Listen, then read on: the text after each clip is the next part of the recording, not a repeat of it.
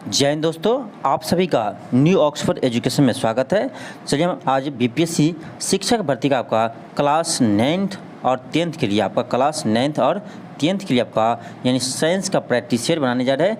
या आपका साइंस यानी जो आपका पेपर 2 होंगे, इसका जो पार्ट 1 होगा जिसमें 80 प्रश्न रहेंगे आपके सब्जेक्ट से, इसी का ये प्रैक्टिस सेट है। ये आपका साइंस का प्रैक्टिस सेट है। तो इसे आप क्लास 1 और 5 के लिए यानी जो तैयारी करते हैं, इससे भी इस वीडियो को देखिए, क्योंकि आपका इसमें साइंस का बहुत ही महत्वपूर्ण क्वेश्चन है, आपको भी फायदेमंद रहेगा। यानी जो आपका भी एग्जाम में साइंस से जो क्वेश्चन आएंगे, इसके लिए आपका हेल्पफुल रहेंगे। इसीलिए आपका जो 1 to 5 का स्टूडेंट है, ये भी इस क्वेश्चन को बनाइए और देखिए। चलिए स्टार्ट करते हैं। क्वेश्चन आपका फर्स्ट है। क्वेश्चन आपका है कि किसी सेल का EMF 1.5 वोल्ट है, तो सेल द्वारा सर्किट के चारों ओर 0.5 C आवेश को चलाने के लिए प्रदान की गई ऊर्जा होती है। आपको पता होगा, आप क्लास यानी ये आप क्लास 12 में पढ़े होंगे कि आपका इसमें एनर्जी क्या होता है, ऊर्जा। तो यानी डेल्टा W रहा होता है आपका Q इंटू डेल्टा V होता है। अब देखिए आपका Q यहाँ पर दिया हुआ है 0.5 दिया हुआ है, गुण आपका पोटेंशियल डिफरेंस आपका कितना दिया है 1.5 दिया है। अब इसे गुना कीजिए, आप गुना कीजिएगा तो 15 बच्चे 75 आएंगे, लेकिन 0.75 आएंगे, इतना जूल होगा।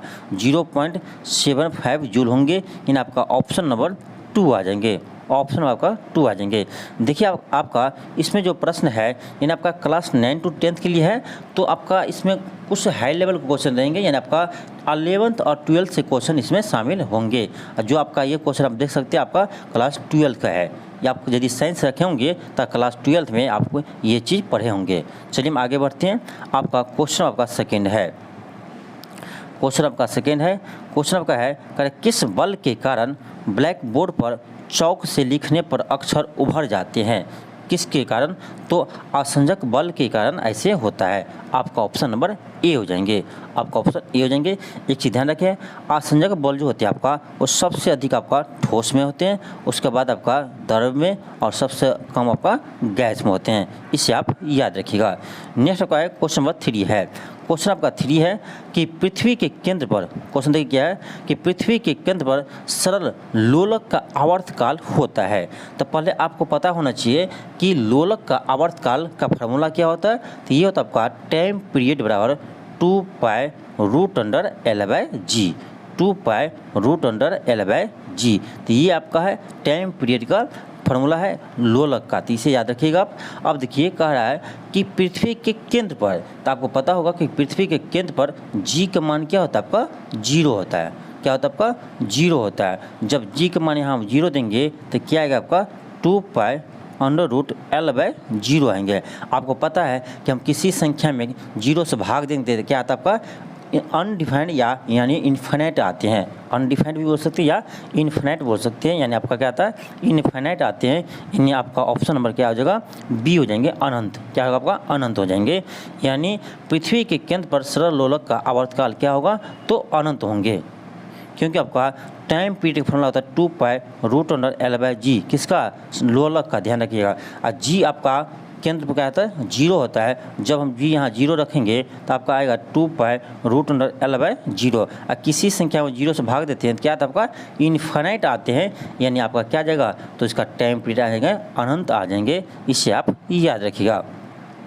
नेक्स्ट आपका क्वेश्चन नंबर 4 है। क्वेश्चन आपका है कि मनुष्य के लिए शोर सह सीमा लगभग होती है। तो शोर की सीमा होती है आपका 85 डेसिबल। 85 डेसिबल और आपका 45 डेसिबल, ये आपका सामान्य यानी आपका ध्वनि के समान सीमा होते हैं जिसे हम सुन सकते हैं। ये आपका है 45 है। इसे भी आप याद रखिएगा। नेक्स्ट आपका क्वेश्चन नंबर 5 है। क्वेश्चन आपका 5 है, ये भी आपका क्लास 12th का क्वेश्चन है। कैपेसिटर एक चैप्टर है उसका ये आपका क्वेश्चन है। देखिए आपका ये एक कैपेसिटर है, ठीक। आपका इस पर आप मान लीजिए इस पर टोटल चार्ज Q है और आपका इसका कैपेसिटेंस क्या है C है। तो आपका एक फॉर्मूला होता है Q बराबर C इंटू V होते हैं। Q बराबर C इंटू V होते हैं। तो आपका कौन सा ऑप्शन आ जाएगा? आपका ऑप्शन नंबर 2 आ जाएंगे। यह भी आप क्लास 12th में पढ़े होंगे यदि आप साइंस रखे होंगे तो। नेक्स्ट आपका क्वेश्चन नंबर 6 है। क्वेश्चन देखिए क्या आपका क्वेश्चन नंबर 6 है। क्वेश्चन कह रहा है कि बल की चुंबकीय रेखाओं के गुण के संबंध में सही कथन का चयन कीजिए। यानी आपका कह रहा है कि बल के चुंबकीय रेखा के गुण के संबंध में सही कथन का चयन कीजिए। चलिए ऑप्शन पढ़ते हैं। एक सेकेंड, आपको उसको थोड़ा क्वेश्चन को पूरा, हाँ देखिए, अब देखिए ऑप्शन ए आपका है कि बल की चुंबकीय रेखाएं कभी भी प्रतिच्छेद नहीं करती है। बिल्कुल सही है, कभी भी आपका ये प्रतिच्छेद नहीं करती हैं। आपका बी क्या है, ये ध्रुव की तुलना में भूमध्य रेखा पर अधिक होती है। ये गलत आपका, ध्रुव की तुलना में भूमध्य रेखा पर कम होती है, ये आपका गलत हो गया। सी है कि चुंबकीय बल रेखाएं दक्षिण ध्रुव से प्रारंभ होकर उत्तरी ध्रुव पर समाप्त होती है, ये भी आपका गलत है। उत्तरी ध्रुव से प्रारंभ होते हैं। ये देखिए आपका बार मैग्नेट है, यानी ये ऐसे मैग्नेटिक फील्ड लाइन्स निकलते हैं और ऐसे आपका जा रहा है। यहाँ देख सकते हैं कि नॉर्थ से निकलते हैं साउथ में की ओर इंड होते हैं। ये आपका सी तो गलत हो गया। डी क्या है कि बल का चुंबकीय रेखा चुंबक के पिंड तक फैली हुई निरंतर वक्र में बंद होती है। बिल्कुल देखिए आपका कर्व रेखा है, ये बिल्कुल आपका सही है। इन आपका ए और डी क्या है, सही है। अब देखिए किस ऑप्शन में है, तो आपका ऑप्शन नंबर 3 में है, ए और डी आपका सही है। चलिए हम आगे बढ़ते हैं। आपका क्वेश्चन नंबर आपका नेक्स्ट है 7 नंबर है। अब देखिए 7 नंबर वही क्वेश्चन आपका बहुत ही अच्छा क्वेश्चन है। देखिए क्वेश्चन क्या है, कह रहा एक व्यक्ति -2D यानी 2 डायोप्टर पावर का चश्मा पहनता है और बिना चश्मे वाले व्यक्ति की आंख और दूर बिंदु का दोष होगा। अब देखिए को आपसे सिंपल क्वेश्चन आपका है कि कह रहा है कि किसी व्यक्ति है उसका चश्मा का आपका पावर दिया है कितना है, तो -2 डायोप्टर है। तो आपको बताना है, बताओ कि इसका आँख में यानी जो चश्मा लगा उसका फोकस दूरी क्या होगा, और बताओ कि इसको कौन सा दृष्टि दोष है। तो आपको हम पहले बता चुके हैं, यदि आपका पावर क्या है, निगेटिव है, पावर निगेटिव है, इसका मतलब ये कौन सा लेंस होगा, अवतल लेंस होगा। जब आपका पावर निगेटिव है तो कौन सा लेंस लगा होगा, अवतल लेंस लगा होगा, क्योंकि अवतल लेंस का ही पावर क्या होता है, निगेटिव होता है। तो इसका मतलब समझना चाहिए आपको चश्मा कौन सा लगा होगा, तो अवतल लेंस का लगा होगा। अवतल लेंस किस दृष्टि दोष में लगते हैं, तो निकट दृष्टि दोष में कौन किस चश्मा लगाते हैं, अब अवतल लेंस को लगाते हैं, यानी आपका कौन सा होगा, निकट दृष्टि हो जाएगा। यानी इसको कौन सा भी रोग है, तो निकट दृष्टि दोष है। ये हमें पता चल गया। कैसे, तो पहले हम देखें कि पावर नेगेटिव है, इसका मतलब कौन सा लेंस लगा होगा, अवतल लेंस लगा होगा। अवतल लेंस किस में लगता है, तो आपको निकट दृष्टि दोष को दूर करने में अवतल लेंस का यूज किया जाता है। इतना तो पता हो गया। अब चलिए अब पता करते हैं हम कि इसका फोकल लेंथ क्या होगा। तो आपको हम फॉर्मूला बताए थे कि पावर होता है आपका क्या, यदि आप सेंटीमीटर में डायरेक्ट निकाल रहे हैं तो सीधे लगा दीजिए क्या, 100/f। ठीक, जब आप सेंटीमीटर निकालिएगा, यानी आपका सेंटीमीटर में दिया हो फोकस दूरी, या आपका फोकस दूरी सेंटीमीटर में कैलकुलेट करना हो तो 100/f लगेगा। ठीक, अब देखिए इसको कोना कोनी गुना कीजिएगा तो यहाँ आ जाएगा आपका f, यहाँ आ जाएगा p, यानी 100/p, f बराबर आ जाएगा। अब देखिए p आपको कितना दिया है, तो अब देख लीजिए कितना दिया आपका, यानी -2 दिया है, डिवाइड कीजिए क्या गया आपका 50, यानी आपका -50 सेंटीमीटर। माइनस तो आपको दिखा रहा है कि ये आपका अवतल लेंस है, इसीलिए आपको माइनस दिख रहा है। यानी आपका फोकल लेंथ कितना आ गया, तो 50 सेंटीमीटर आ गया। यानी आपका कौन सा होगा, ऑप्शन आपका 1 हो जाएंगे, निकट दृष्टि दोष और 50 सेंटीमीटर फोकस दूरी। अब देखिए कितना अच्छा क्वेश्चन था आपका। तो इसी तरह का क्वेश्चन जब आप बनाइएगा तो आपके एग्जाम में जब क्वेश्चन थोड़ा हार्ड आएंगे तो आपका वो क्वेश्चन आसान लगेगा। तो इसी तरह का क्वेश्चन आप बनाइए। देखिए आपका क्वेश्चन आपका 8 है। देखिए ये भी आपका शानदार क्वेश्चन है।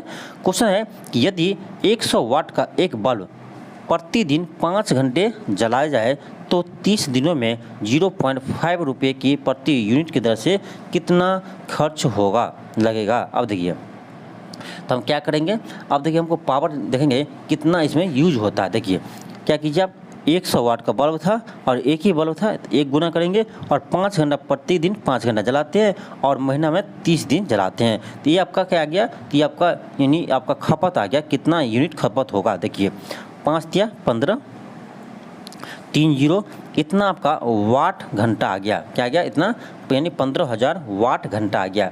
आपको पता होना चाहिए कि नहीं है पता तो याद रखिए कि 1 किलो, ध्यान दीजिए 1 किलो वाट बराबर, एक ध्यान दिए 1 किलो वाट आवर बराबर होता है आपका 1 यूनिट होता है। यानी 1 किलो वाट घंटा बराबर क्या होता है आपका 1 यूनिट होता है। ये आपका किलो तो नहीं है, आपका क्या है वाट घंटा है। तो किलो बदलने के लिए हम क्या करेंगे, 1000 से डिवाइड करेंगे तो आपका आ जाएगा 15 किलोवाट घंटा, क्या आ जाएगा आपको 15 किलोवाट घंटा आ जाएंगे आपका 15 किलोवाट घंटा।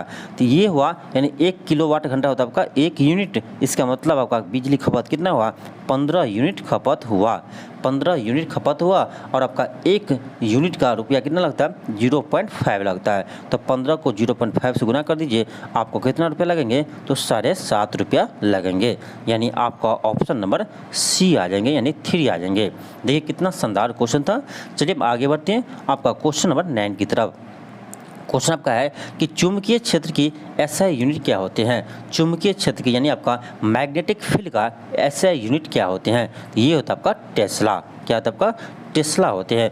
यदि आपको ऑप्शन में टेस्ला ना दिया हो तो आपको यहाँ देगा वेबर पर मीटर स्क्वायर, याद रखिएगा टेस्ला नहीं तो वेबर पर मीटर स्क्वायर, दोनों आपका सेम है। यानी चुंबकीय यानी मैग्नेटिक फील्ड का ऐसे यूनिट आपका टेस्ला होंगे, टेस्ला आपका नहीं दिया है तो टेस्ला का बराबर ही होता है आपका वेबर पर मीटर स्क्वायर, ये भी आपका मैग्नेटिक फील्ड का ही ऐसे यूनिट है।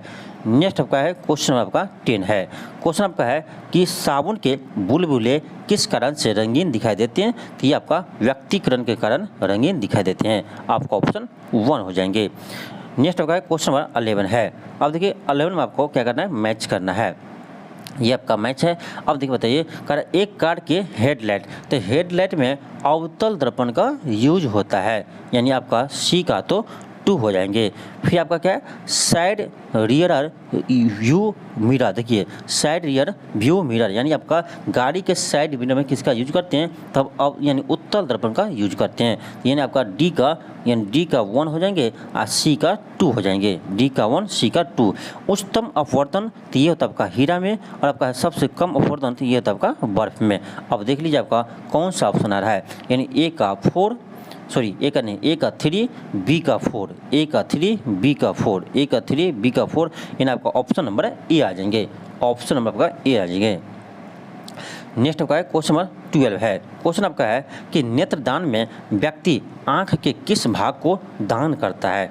तो नेत्रदान जो करते हैं वो आपका आँख के कॉर्निया भाग को दान करते हैं, ध्यान रखिएगा आँख के कॉर्निया भाग को दान करते हैं, इसे आप याद रखिएगा। आँख में जो लेंस होते हैं वो किस लेंस की तरह होते हैं तो आपका उत्तल लेंस की तरह बिहेव करते हैं, इसे भी आप याद रखिएगा। नेक्स्ट आपका है क्वेश्चन नंबर 13 है। क्वेश्चन आपका है कि घरों में दी जाने वाली विद्युत आपूर्ति होती है, तो ये होता है आपका 5 से 15 एम्पियर, यानी 5 से लेकर 15 एम्पियर के बीच होते हैं, इसे आप याद रखिएगा।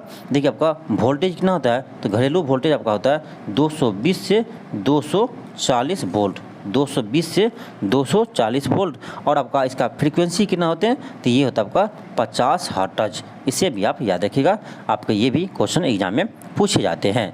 नेक्स्ट आपका है क्वेश्चन नंबर 14 है, आपका क्वेश्चन नंबर 14 है।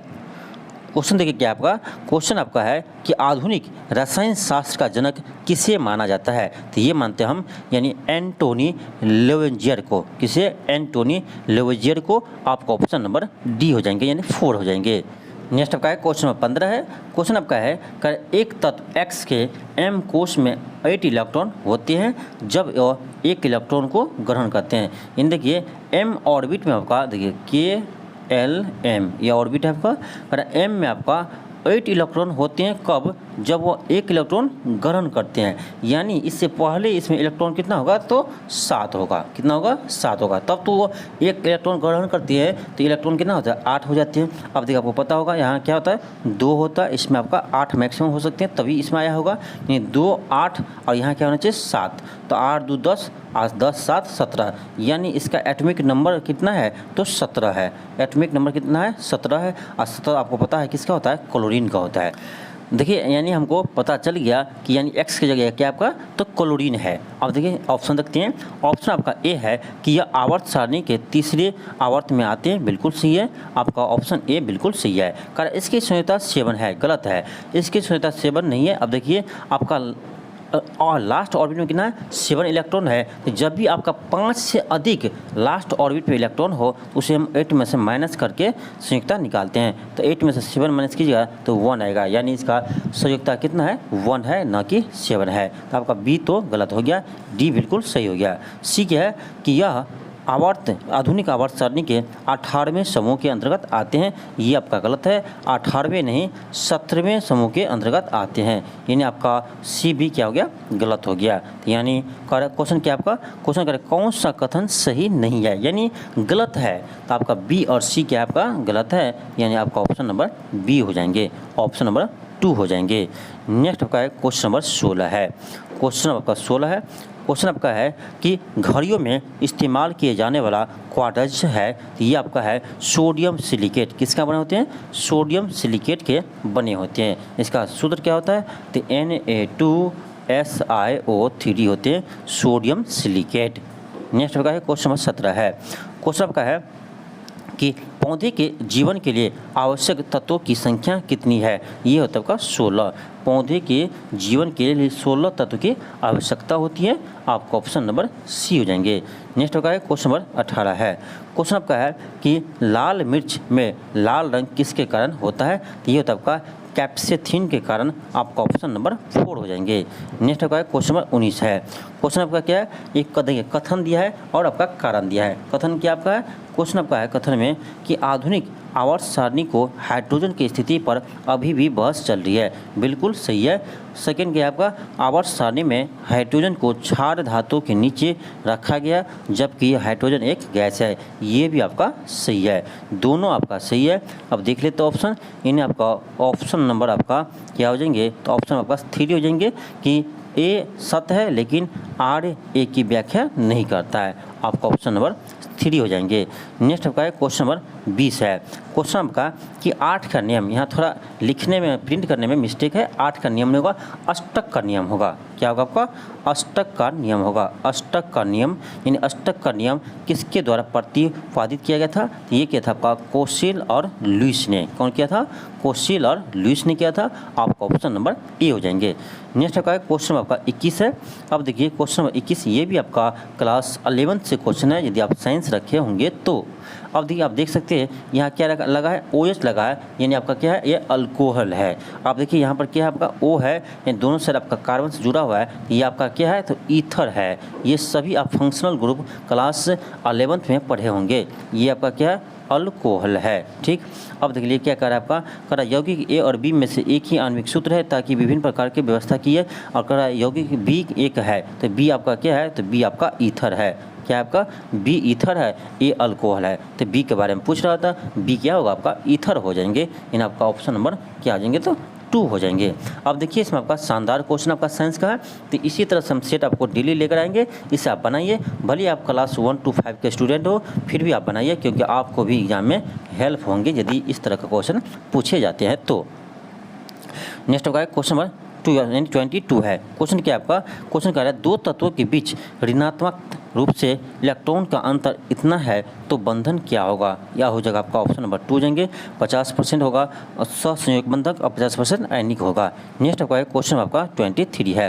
क्वेश्चन आपका देखिए, अब देखिए क्वेश्चन है कि कार्बनिक यौगिक में चार कार्बन परमाणु होते हैं, तो IUPAC के अनुसार मूल शब्द क्या होगा। देखिए एक होता तो मिथ लगता, 2 होता तो इथ लगता, और 3 होता तो प्रोप लगता, और 4 होता तो ब्यूट लगेगा, 5 रहेगा तो पेंट लगेंगे, 6 रहेगा तो हैक्स लगेंगे, 7 रहेगा तो हैप्ट लगेंगे, 8 रहता तो ऑक्ट लगेंगे, 9 रहता तो नौना लगेंगे, और 10 रहता तो डेका लगेंगे। ये सब आप कहाँ पढ़े होंगे, तो आप क्लास 11 में पढ़े होंगे। IUPAC नेम जब सीखते हैं तो वहाँ पढ़ते हैं, तो आपका इसका क्या हो जाएंगे, आपका ऑप्शन नंबर 4 हो जाएंगे, आपका ऑप्शन नंबर 4 हो जाएंगे।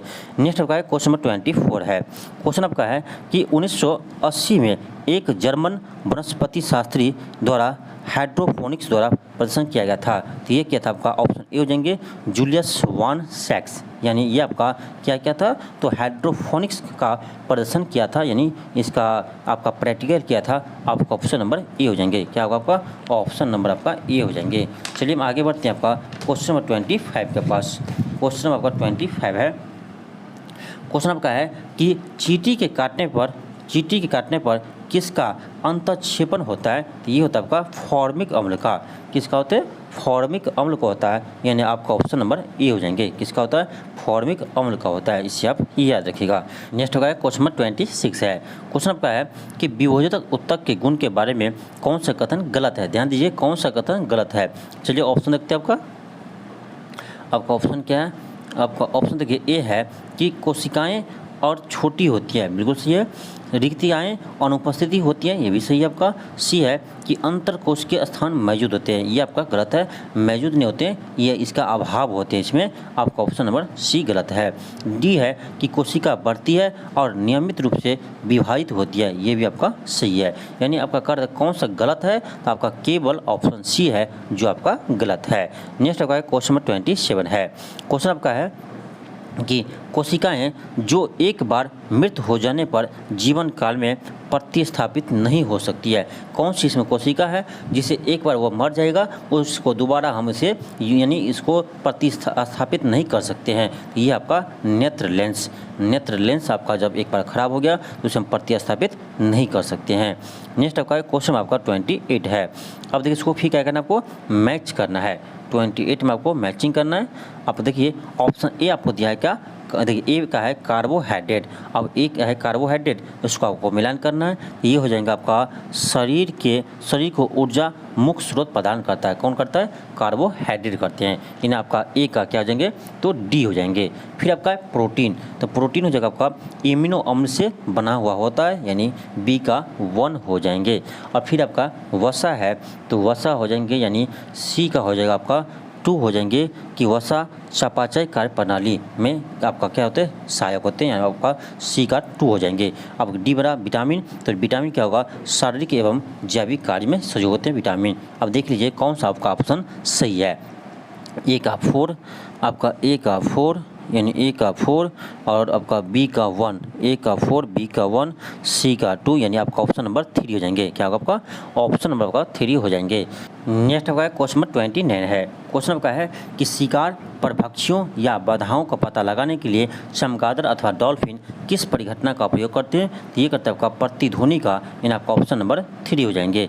नेक्स्ट आपका क्वेश्चन नंबर 30 है। क्वेश्चन आपका है कि निम्नलिखित में से सबसे अधिक ऊष्मीय क्षमता वाला है, तो ये आपका जल है, आपका ऑप्शन 2 हो जाएंगे। नेक्स्ट आपका क्वेश्चन नंबर 31 है।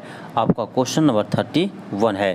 क्वेश्चन क्या आपका, क्वेश्चन आपका है कि पानी में हवा का बुलबुला कैसे वैसे ही काम करते हैं जैसे करता है अवतल लेंस, यानी आपका पानी में हवा का बुलबुला किस लेंस की तरह बिहेव करते हैं, तो आपका अवतल लेंस की तरह बिहेव करते हैं, इसे आप याद रखिएगा।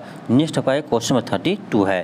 क्वेश्चन आपका है 32 में, क्वेश्चन आपका 32 है। क्वेश्चन आपका है कि CFL और आपका LED में क्या अंतर है। जो आपका बल्ब होते हैं, एक CFL बल्ब है और आपका LED है, इस दोनों में आपका क्या अंतर होते हैं, ये आपको बताना है। ऑप्शन ए है कि प्रकाश उत्पन्न करने के लिए CFL पारा वाष्प तथा संदीप का प्रयोग करते हैं, संदीपक का प्रयोग करते हैं, जबकि LED में लैंप अर्धचालक पदार्थ का प्रयोग करते हैं, बिल्कुल आपका सही है। सेकंड क्या आपका बी कि CFL की औसत जीवन अवधि LED लैंप से कम होती है, ये भी आपका सही है। यानी आपका जो CFL है और LED है उसमें आपका LED का आयु अधिक होते हैं, यानी ज़्यादा दिन आपको LED बल्ब चलेंगे। सी क्या है कि LED लैंप की तुलना में CFL अधिक ऊर्जा खपत करता है, ये भी आपका सही है। यानी आपका तीनों का तीनों सही है, यानी आपका ऑप्शन नंबर डी हो जाएंगे, यानी 4 हो जाएंगे, A B C तीनों का तीनों सही है। नेक्स्ट आपका क्वेश्चन नंबर 33 है। 33 क्या आपका क्वेश्चन आपका है कि अगर गलत जोड़ी चुनिए, गलत जोड़ी चुनिए। अब देखिए आपका है कि रॉबर्ट कोच किया गया था आपका बैक्टीरियोलॉजी के जनक है, बिल्कुल सही है। सर रोनाल्ड रॉस मलेरिया का कार्य किया था, ये बिल्कुल आपका सही है। सी आपका स्टैनली वी वैडनर माइक्रोस्कोप का आविष्कार, ये आपका गलत है। माइक्रोस्कोप का आविष्कार आपका पहली बार ल्यूवेन हॉक ने किया था, यानी आपका 3 क्या है, गलत है। आपका 4 बिल्कुल सही है, यानी इसका आंसर क्या होगा, आपका ऑप्शन नंबर 3 हो जाएंगे। नेक्स्ट आपका क्वेश्चन 34 है।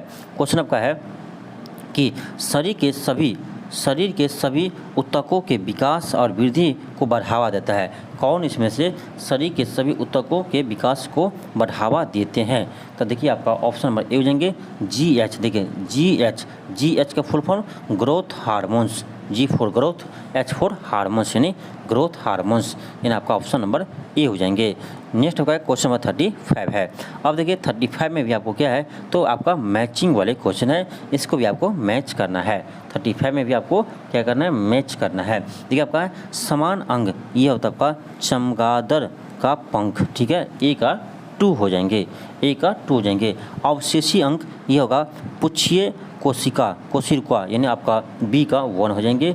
फिर आपका है सी पूर्व स्थिति में यानी आपका सी का क्या हो जाएगा, तो आपका सी का हो जाएंगे यानी आपका 4 हो जाएंगे मानव शरीर के घने बाल, आपका 4 हो जाएंगे। और आपका है सजातीय अंग, ये हो जाएगा बिल्ली के अगला पैड यानी ये डी का 3 हो जाएंगे। अब देख लीजिए आपका कौन सा ऑप्शन आ रहा है, तो आपका ऑप्शन नंबर 2 आ जाएंगे, आपका ऑप्शन 2 आ जाएंगे। नेक्स्ट का क्वेश्चन नंबर 36 है।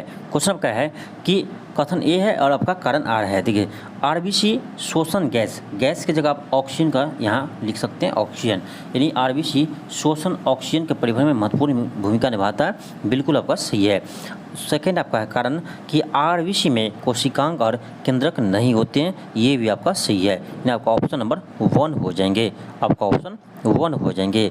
नेक्स्ट आपका क्वेश्चन नंबर 37 है, आपका क्वेश्चन नंबर 37 है। देखिए क्वेश्चन क्या है आपका, क्वेश्चन है कि जब अर्धचालक की डोपिंग की जाती है, अर्धचालक की डोपिंग की जाती है तो क्या होता है, तो चालकता आपका बढ़ जाती है, और जब आपका चालकता बढ़ेगी तो प्रतिरोधकता क्या हो जाएगा, घट जाएगी, क्योंकि आपका दोनों क्या होता है एक दूसरे के व्युत्क्रम को होते हैं, यानी आपका जो आपका चालकता होते हैं, ध्यान रखिएगा चालकता होते हैं ये आपका इनवर्सली प्रोपोर्शनल होते हैं, आपका किसका, तो प्रतिरोधकता के होते हैं, इसे आप याद रखिएगा, दोनों आपका इनवर्सली प्रोपोर्शनल होते हैं, यानी एक बढ़ेगा तो दूसरा घटेगा, तो चालकता बढ़ती है तो प्रतिरोधकता घटती है, इसे भी आप याद रखिएगा। इन आपका इसमें कौन सा सही है, तो ए एंड डी सही है, तो आपका ए एंड डी किस में है, आपका ऑप्शन नंबर 4 में है, आपका ऑप्शन नंबर 4 में है। नेक्स्ट होगा क्वेश्चन नंबर 38 है। क्वेश्चन आपका है कि आधुनिक आयुर्वैज्ञानिक विज्ञान में नाभिकीय वैधानिक चिकित्सा उपचार में प्रभावी उपकरणों के रूप में उभर रही है, यह वास्तव में क्या है, ये आपका रेडियो समस्थानिक है। जैसे आप देखिए कोबाल्ट 60 का उपयोग आप कैंसर के उपचार में करते हैं, ये आपका क्या है, ये भी आपका रेडियो एक्टिव है, इसे भी ध्यान रखिए। नेक्स्ट आपका क्वेश्चन नंबर 39 है। देखिए क्वेश्चन का 39 है कि सामान्य जल और स्वच्छ कांच के लिए स्पर्श कोण होता है, तो यह होता है आपका 80 डिग्री, इसे आप याद रखिए, ये आपका याद करने वाला क्वेश्चन है। नेक्स्ट आपका क्वेश्चन 40 है। क्वेश्चन पर है कि ध्वनि का वेग, अधिक ऑप्शन ए है कि सूखी वायु में नमी युक्त वायु से कम होती है, बिल्कुल आपका सही है, नमी युक्त वायु से आपका सूखी वायु में ध्वनि का वेग कम होते हैं, आपका ऑप्शन ए सही है। नेक्स्ट आपका क्वेश्चन 41 है।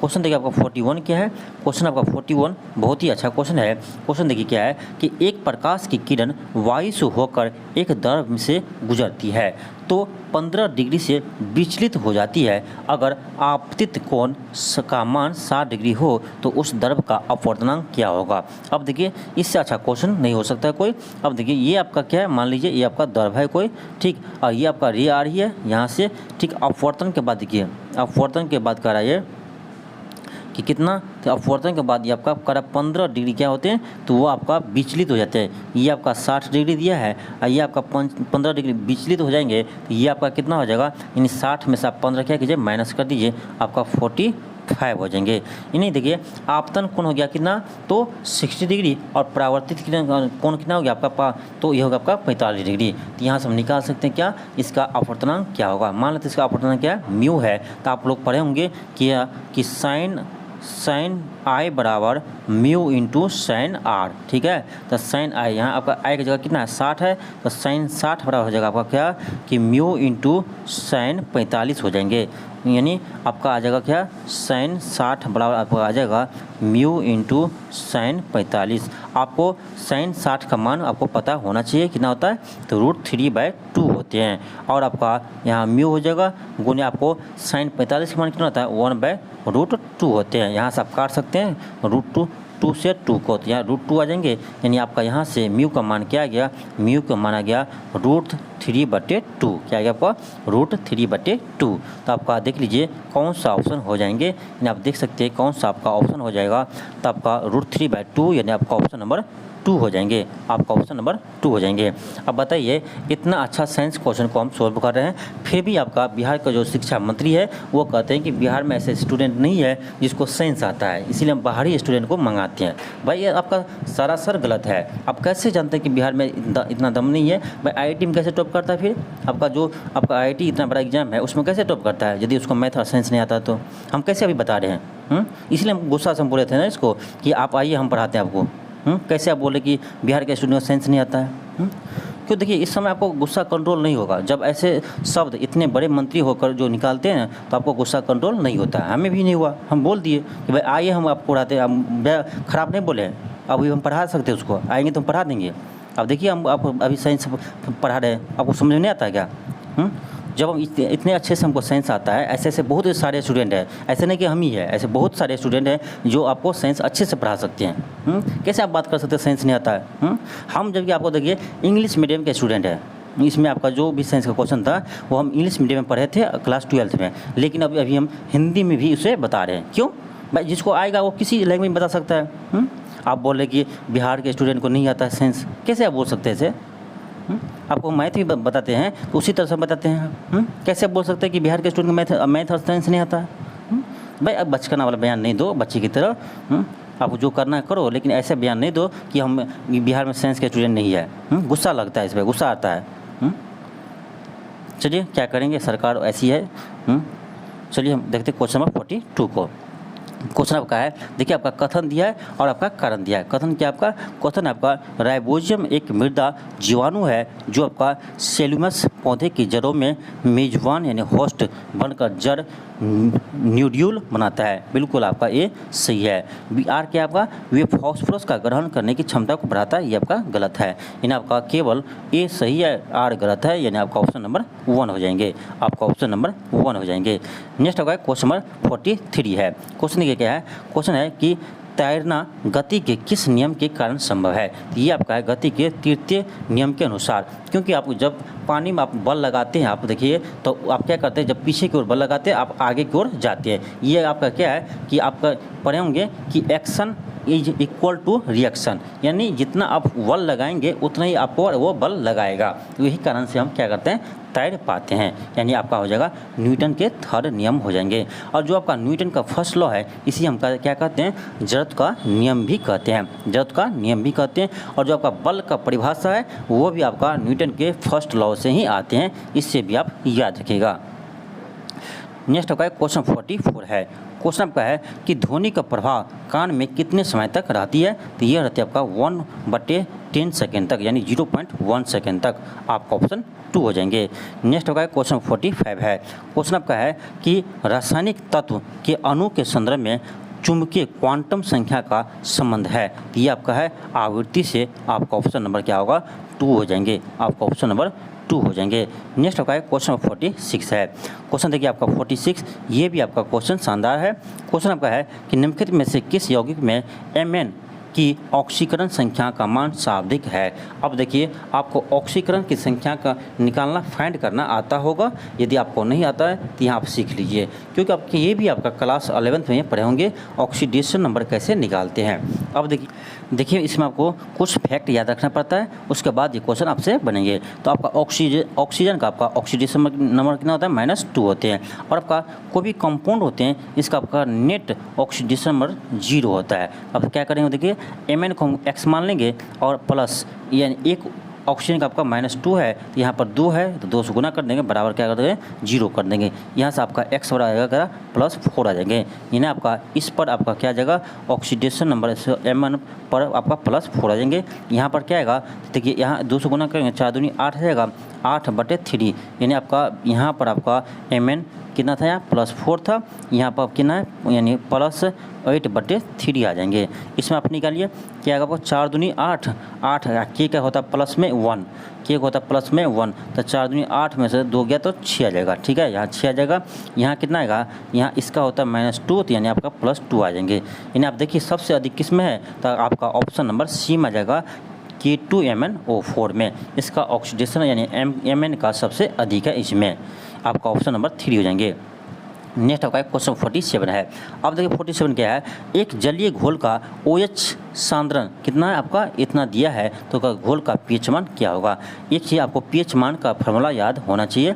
pH का फॉर्मूला था यानी pH बराबर -log ऑफ, देखिए -log ऑफ, यहाँ क्या है? OH आयंस है, तो यहाँ आपका क्या होगा? OH आयंस हो जाएंगे। ठीक है, अब देखिए क्या होगा? log आपको इसके लिए आना चाहिए। अब देखिए आपका log आना चाहिए, आपका क्या होगा? -log ऑफ, यानी सांद्रता कितना है? तो आपका 10 का पावर कितना है? आपका -4 है। 10⁻⁴ है। आप यदि लॉग पढ़े होंगे तो आपका ये क्या होता है, आपका पावर पीछे आ जाता है। आपका देखिए माइनस गुने आपका -4 हो जाएंगे और इंटू आपका log 10 हो जाएंगे। आप पढ़े होंगे तो log 10 का वैल्यू आपका 1 होता है यदि बेस 10 हो, ठीक है, आपका 1 होता है। यहाँ देखिए -1 गुने -4 तो कितना होगा आपका, यानी -+4 हो जाएंगे और आपका 4 गुने यानी 1 यानी कितना आ जाएगा 4 हो जाएंगे। यानी इसका pH मान कितना आ गया, तो 4 आ गया। इसका pH मान कितना आ गया, 4 आ गया। यानी आपका ऑप्शन नंबर 2 हो जाएंगे। इसे आप याद रखिए। यदि आपका यहाँ था OH- आयन का सांद्रता दिया है, यदि आपका यहाँ H+ देता तो इतना ही होता, क्योंकि आपका H+ भी आता है ना, pH मान का फॉर्मूला वही होता है -log क्या करते हैं यहाँ H+ आयन कर देते हैं इसके लिए, ठीक। इसे भी आप याद रखिए। एक चीज़ और याद रखिए कि आपका pH का मान प्लस POH का मान दोनों का योग का कितना होता है, 14 होता है। कितना होता है, 14 होता है। इसे भी याद रखिए। नेक्स्ट आपका क्वेश्चन 48 है। क्वेश्चन आपका 48 है कि निम्नलिखित में से किस हार्मोन में आयोडीन मिली होती है। ये होता है थायरोक्सिन हार्मोन। थायरोक्सिन हार्मोन में आपका आयोडीन मिली होती है। आपका इंसुलिन की कमी से कौन सा रोग होता है, ये आपका मधुमेह होते हैं, यानी आपका डायबिटीज बीमारी होते हैं। नेक्स्ट आपका क्वेश्चन 49 है। क्वेश्चन आपका है कि गर्भाशय में मानव भ्रूण किस दर में तैरता रहता है। तो ये तैरता है आपका एमनियोटिक दर में। आपका ऑप्शन नंबर 2 हो जाएंगे। नेक्स्ट आपका क्वेश्चन 50 है। क्वेश्चन 50 देखिए आपका करना क्वेश्चन क्या है कि असत्य कथन को चयन कीजिए, यानी आपका जो कथन गलत है उसे चयन करना है। ये आपका ऑप्शन 2 हो जाएंगे कि उपकला समान गति की अनुमति देता है। नहीं, आपको समान गति के लिए अनुमति नहीं देता है, ये होना चाहिए। यानी आपका ऑप्शन नंबर 2 क्या है, गलत है। नेक्स्ट आपका क्वेश्चन 51 है। अब देखिए क्वेश्चन आपका 51 है कि क्या है किसी वस्तु के चंद्रमा पर भार क्या होता है। तो पृथ्वी भार के 1/6 होते हैं। इसे आप याद रखिए। पृथ्वी भार के 1/6 होते हैं, इसे याद रखिए। यदि आपका पृथ्वी पर mg फोर्स लग रहे हैं तो वहाँ पर क्या लगेंगे, mg/6 लगेंगे। यानी आपका वेट जो होते हैं वहाँ 1/6 हो जाते हैं पृथ्वी का चंद्रमा पर। यानी पृथ्वी के 1/6 वेट होते हैं कहाँ, चंद्रमा पर। ध्यान रखिए वेट चेंज होता है, द्रव्यमान चेंज नहीं होता है। यानी कि आपका यहाँ यदि आपका 60 kg है तो वहाँ पर 10 kg हो जाएगा, नहीं। यदि यहाँ पर वेट यदि 60 न्यूटन है तो वो चंद्रमा पर जाकर 10 न्यूटन हो जाएंगे। लेकिन यदि आपका किसी वस्तु का द्रव्यमान आपका यदि यहाँ 10 यानी 60 kg है तो वो आपका चेंज नहीं होगा। एक चीज़ ध्यान रखिए, द्रव्यमान आपका चेंज नहीं होते, यानी मास आपका चेंज नहीं होते हैं। मास चेंज नहीं होते हैं, कौन चेंज होता है, तो वेट आपका चेंज होता है। इसे आप ध्यान रखिए। इसका क्या होगा, आपका ऑप्शन सी हो जाएंगे। नेक्स्ट आपका क्वेश्चन नंबर 52 है। ये भी तो क्वेश्चन देखिए आपका क्वेश्चन शानदार है। यह भी क्वेश्चन आपका क्लास 11th का है। क्वेश्चन देखिए क्या है, किसी माध्यम में एक कण 2.5 सेकंड में 40 कंपन पूर्ण करती है तो तरंग की आवृत्ति क्या होगी। आप पढ़े होंगे कि 1 सेकंड में, ध्यान दिए, 1 सेकंड में जितने कंपन होते हैं उसे हम कहते हैं आवृत्ति। 1 सेकंड में जितने कंपन होते हैं उसे हम क्या कहते हैं, आवृत्ति कहते हैं, फ्रीक्वेंसी कहते हैं। तो यानी आप देख लीजिए कि कितना है आपका, तो 2.5 सेकेंड में कितना कंपन करते हैं, 40 करते हैं। तो यानी 1 सेकंड में कितना करेंगे, तो 40/2.5 कर दीजिए। पॉइंट उड़े 0 जाएगा। आप इसे डिवाइड कीजिए तो आपका आएगा 4 चौक 16, यानी 16 आ जाएंगे। क्या आएगा, 16 आ जाएंगे। यानी इसका आवृत्ति क्या आएगा, 16 हो जाएंगे। तो इसे आप याद रखिए कि 1 सेकंड में कंपन की संख्या को हम क्या कहते हैं, आवृत्ति कहते हैं। 1 सेकंड में कंपन की संख्या को हम क्या कहते हैं, आवृत्ति कहते हैं। इसे आप याद रखिए। नेक्स्ट आपका क्वेश्चन 53 है। अब देखिए 53 आपका है, 25 ग्राम सल्फ्यूरिक अम्ल में कितने मोल होते हैं। तो आप देख लीजिए इसका, यानी सल्फ्यूरिक अम्ल का H2SO4 फॉर्मूला होता है। इसका एटॉमिक वेट निकाल लीजिएगा। आप इसका एटॉमिक वेट निकालिएगा, ये आपको आएगा 98 ग्राम। आप पढ़े होंगे क्लास 11th में कि नंबर ऑफ मोल्स बराबर क्या होता है, तो वेट बटे एटॉमिक वेट होते हैं। नंबर ऑफ मोल्स बराबर क्या होता है आपका, याद रखिए, नंबर ऑफ मोल्स बराबर होता है वेट बटे एटॉमिक वेट होते हैं। तो आपका वेट कितना दिया है, 25 ग्राम दिया है। आपका एटॉमिक वेट कितना है, तो आपका ये 98 ग्राम है। इसे आप डिवाइड कीजिए, आपका आंसर आ जाएगा 0.2 0.55 आ जाएंगे, यानी आपका ऑप्शन नंबर 3 आ जाएंगे। इसे आप डिवाइड कर लीजिएगा। तो इसे आप याद रखिए, यानी नंबर ऑफ मोल्स बराबर वेट बटे एटॉमिक वेट, इसे आप याद रखिए। नेक्स्ट आपका क्वेश्चन 54 है। क्वेश्चन आपका है कि आवर्त सारणी में समूह में निष्क्रिय गैस है, यानी इनर्ट गैस है। इनर्ट गैस किस समूह में होते हैं? ये आपका समूह कितने होते हैं? तो याद रखिए समूह 18 में होते हैं। आपका समूह 18 में होते हैं। आपका क्या? निष्क्रिय गैस यानी इनर्ट गैस। नेक्स्ट आपका क्वेश्चन 55 है। क्वेश्चन आपका है कि अधिक अंतरकोशिकीय प्रसार के लिए कोशिकाएं विरल रूप से संरक्षित होती है। तो ये होता है आपका किस में होता? तो ये होता है आपका ऑप्शन डी हो जाएंगे, पैरनेकाइमा आपका ऑप्शन 4 हो जाएंगे।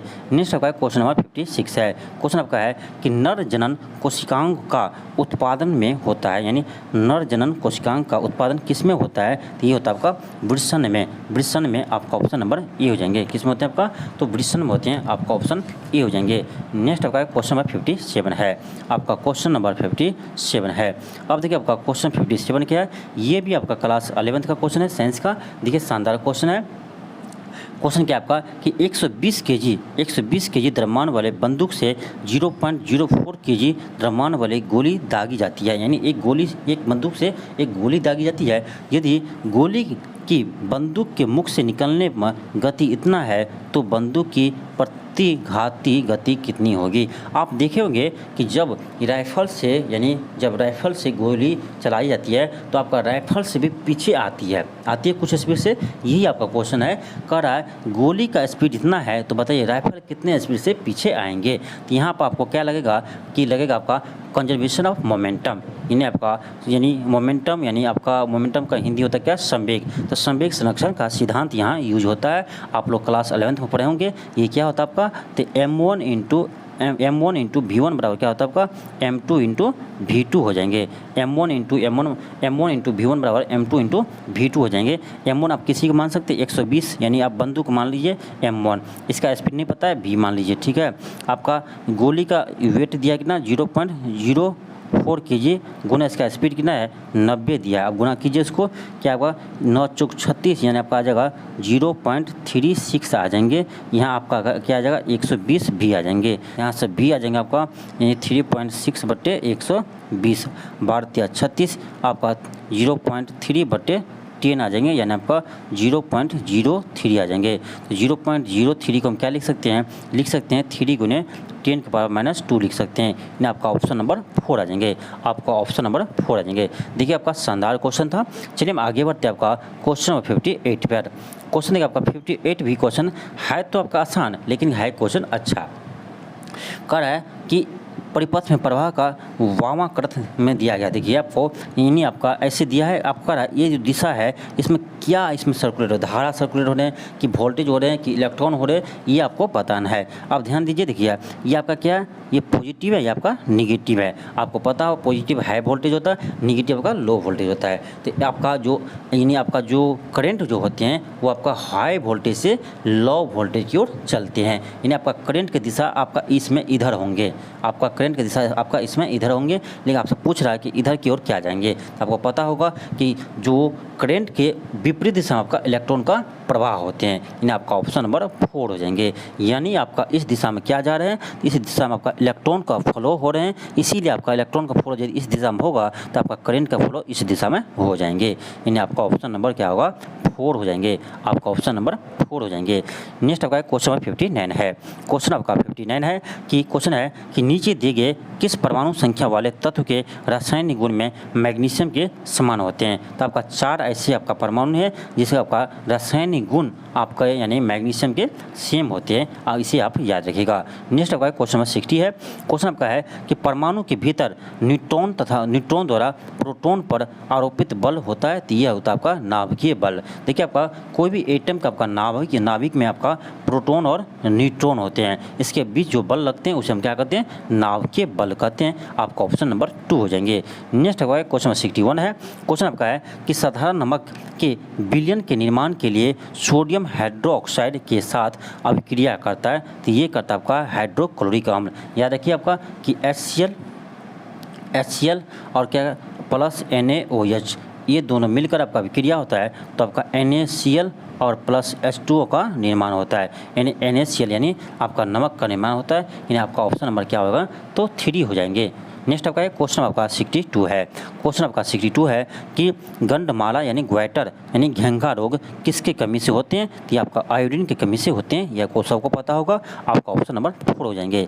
नेक्स्ट आपका क्वेश्चन नंबर 63 है। क्वेश्चन आपका है कि दांत क्षय तब शुरू होता है जब मुंह का pH मान क्या हो। जब मुंह का pH मान क्या हो, तो ये होता है आपका, यानी क्या हो जाएंगे, ये होता है आपका 5.5 से कम।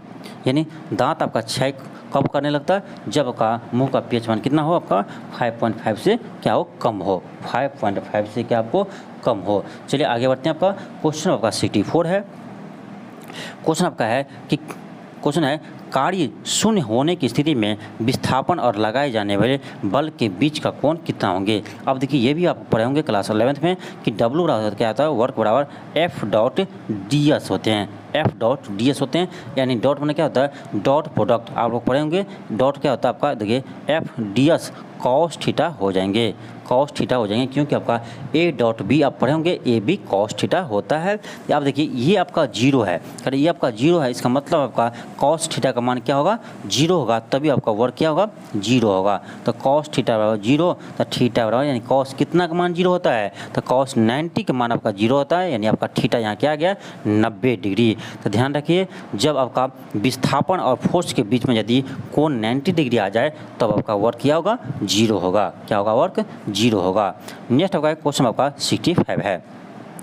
क्वेश्चन आपका देखिए क्या है कि 70 केजी भार के उठाने के लिए 9800 जूल की ऊर्जा का प्रयोग किया जाता है, तो भार की ऊंचाई तक उठाया गया है। अब बताइए कह रहा है 70 केजी भार के कितने ऊपर तक उठाएंगे कि आपका इसमें 9800 जूल की ऊर्जा की यूज होगा। अब देखिए आप पढ़े होंगे यदि H हैट ले जाते हैं तो इसका पोटेंशियल एनर्जी क्या होगा, आपका mgh हो जाएंगे। ये आपका कितना दिया है, 9800 दिया है। ये भी आप कहाँ पढ़ेंगे, तो क्लास आप ये आप क्लास 11th में पढ़े होंगे। अब देखिए mgh बराबर 9800 दिया है, m का मान आपका 70 है, g का मान हमें 10 लेंगे और h का मान पता नहीं है, h यहाँ से निकल जाएगा। आप क्या कर सकते हैं, 2 जीरो है तो 2 जीरो यहाँ 2 जीरो से काट सकते हैं, 7 से काटिए, से 7 से काटेंगे तो 7 1 7 और 7 चौक 28, आपका आ जाएगा h का मान 14 मीटर आ गया। h का मान आपका 14 मीटर आ गया, यानी आपका ऑप्शन नंबर 1 हो जाएंगे। आपका ऑप्शन नंबर 1 हो जाएंगे। आगे बढ़ते हैं हम क्वेश्चन नंबर 66 पर। क्वेश्चन आपका है कि परमाणु क्रमांक 57 वाला तत्व रखता है, तो ये आपका डी ब्लॉक से संबंध रखता है। आपका ऑप्शन बी हो जाएंगे। किससे, तो डी ब्लॉक का एलिमेंट होंगे ये आपका ऑप्शन नंबर बी हो जाएंगे। चलिए हम आगे बढ़ते हैं आपका क्वेश्चन नंबर 67 पर। क्वेश्चन क्या है आपका, क्वेश्चन है कि तत्व का परमाणु सबसे बड़ा और सबसे छोटा होता है। इस ऑप्शन के अनुसार आपका लिथियम का आपका सबसे बड़ा परमाणु, आपका हाइड्रोजन का सबसे छोटा होता है। नेक्स्ट होगा क्वेश्चन नंबर 68 है। क्वेश्चन आपका है कि कॉर्क सेल में मौजूद एक रसायन है जो उनमें से गैसों और पानी के प्रवेश को रोकता है। कौन सा है, जो आपका ये आपका है सुबेरिन, जो आपका गैसों और पानी के प्रवेश को रोकता है, सुबेरिन। नेक्स्ट आपका क्वेश्चन नंबर 69 है। क्वेश्चन आपका है कि कौन सा उत्तक पौधे के प्रकाश संश्लेषण के हिस्से में सामग्री के परिवहन में मदद करता है, तो यानी आपका खाद्य पदार्थ के जो परिवहन करता है, कौन करता है, आपका फ्लोएम करता है। आपका ऑप्शन नंबर ए हो जाएंगे। जैलम क्या करता है, आपका जैलम आपका जल और आपका खनिज लवण को परिवहन करता है, जबकि आपका फ्लोएम भोज्य पदार्थ को परिवहन करता है। नेक्स्ट आपका है क्वेश्चन नंबर 70 है। क्वेश्चन आपका है कि निम्नलिखित में से किस वैज्ञानिक ने अपनी पुस्तक ऑरिजिन ऑफ स्पीसीज का विकास यानी में कार्बनिक विकास के लिए एक क्रिया विधि का सुझाव दिया था, तो ये दिया था आपका चार्ल्स डार्विन। किसने दिया था, चार्ल्स डार्विन। आपका ऑप्शन 4 हो जाएंगे। नेक्स्ट आपका क्वेश्चन 71 है। क्वेश्चन आपका है कि कार्य करने की दर को क्या कहते हैं, तो उसे हम शक्ति कहते हैं। पावर होता है आपका वर्क बटे टाइम, वर्क बटे टाइम, यानी पावर क्या होता है आपका, यानी कार्य करने की दर को हम क्या कहते हैं, शक्ति कहते हैं। क्या कहते हैं, आपका शक्ति कहते हैं, पावर कहते हैं। तो पावर यानी याद रखिएगा आपका शक्ति बराबर फॉर्मूला क्या हो जाएगा, तो आपका हो जाएगा कार्य बटे समय। क्या हो जाएगा आपका, कार्य बटे समय, कार्य बटे समय हो जाएंगे, यानी वर्क बराबर हो जाएगा पावर बराबर हो जाएगा आपका पावर बराबर वर्क बटे टाइम, इसे आप याद रखिए। और आपका शक्ति का ऐसा मतलब क्या होता है, वाट होते हैं, जबकि आपका कार्य का ऐसा मतलब क्या होता है, तो जूल होते हैं। यही क्वेश्चन आपका पिछले टेस्ट में आया था, तब हम इसे बताए थे कि कार्य करने की दर को क्या कहते हैं, शक्ति कहते हैं। तो एक स्टूडेंट ने इसे कमेंट किया कि सर कार्य करने की दर को ऊर्जा कहते हैं। आप यार क्वेश्चन देख लो, क्वेश्चन क्या है। यदि आपको इसको आंसर नहीं आता है तो आप गलत कमेंट मत करो। गलत कमेंट करने से पहले आप 10 बार सोचो कि यदि हम कमेंट कर रहे हैं, यदि आपका सर यदि सही बताए होंगे तो हम पर क्या बीतेगा। भाई आप कुछ भी कमेंट कर देता है, भाई पढ़ लो पहले। पढ़ाने के लिए बहुत पढ़ना पड़ता है, तब पढ़ा पाते हैं। ऐसे नहीं है, ऐसे नहीं कि मुंह उठाए पढ़ना स्टार्ट कर दिया। इसके पीछे बहुत मेहनत की है, 10 साल का मेहनत लगा हुआ है। 10 साल पढ़े तब आज हम आकर पढ़ाते हैं। ऐसे नहीं है कि उठे आप पढ़ाना स्टार्ट कर दिए। ऐसे तो कोई पढ़ा लेगा। तो भाई समझो आप कहे कि पहले आप गलती देखो, गलती है तब आप कमेंट करो। आप देखते हैं कुछ नहीं है, आप कमेंट कर देते कुछ भी। भाई कार्य करने की दर को कब पढ़े आपको ऊर्जा होता है, कौन पता है आपको? कमेंट कुछ कर देता है। तो कमेंट करने से पहले आप 10 बार सोचिए। आप गूगल कीजिए, गूगल से चेक कीजिए, यदि आपका सही आ रहा है, यदि मेरा गलती है तो आप कमेंट कर सकते हैं, ऐसे नहीं है। लेकिन जब सही रहता है तब आप कमेंट करते हैं, तब बहुत दुख होता है। तो आपको नहीं आता है ना, तो आप चेक कीजिए, गूगल से चेक कीजिए, आप दोस्तों से पूछिए, उसके बाद आप कमेंट कीजिए। गलत कमेंट मत कीजिए, ठीक है। आपका यानी कार्य करने की दर को हम क्या कहते हैं, शक्ति कहते हैं। जबकि यहाँ भी हम अच्छे से समझाए थे कि इसी तरह से समझाए थे, यानी आपका पावर जो होता है वो आपका वर्क बटे टाइम होती है, यानी rate of change of work down, यानी विथ रिस्पेक्ट टू टाइम को हम क्या कहते हैं, पावर कहते हैं। भाई हम इंग्लिश मीडियम पढ़े हैं, लेकिन फिर भी आपको हिंदी मीडियम हम पढ़ा सकते हैं, पढ़ाते हैं। ऐसा नहीं है, मीडियम से कुछ नहीं होता है। लेकिन फिर भी आप सही क्वेश्चन को आप गलत कमेंट करते हैं। चलिए हम आगे बढ़ते हैं, छोड़िए, ऐसे स्टूडेंट बहुत सा है इस दुनिया में, इसीलिए वो अभी तक पीछे ही है। क्वेश्चन आपका 72 है कि जब आप एक कॉइल स्प्रिंग को कंप्रेस करते हैं तो आप इस पर काम करते प्रत्यास्थ ऊर्जा स्थिति ऊर्जा है। देखिए क्वेश्चन ये है आपका कि स्प्रिंग को, देखिए ये आपका स्प्रिंग है। आप क्लास यानी बचपन जब होगा आपका, बच्चे होंगे तब एक पेन आता था जिसमें आपका स्प्रिंग होते थे, तो हम खोल के क्या करते थे, स्प्रिंग को दबाते थे। कभी दबाते थे। तो यही आपका कह रहा है क्वेश्चन को कि स्प्रिंग को जब कंप्रेस कीजिएगा, आप जब उसको कंप्रेस कीजिएगा तो उसमें स्थितिज ऊर्जा क्या होगा।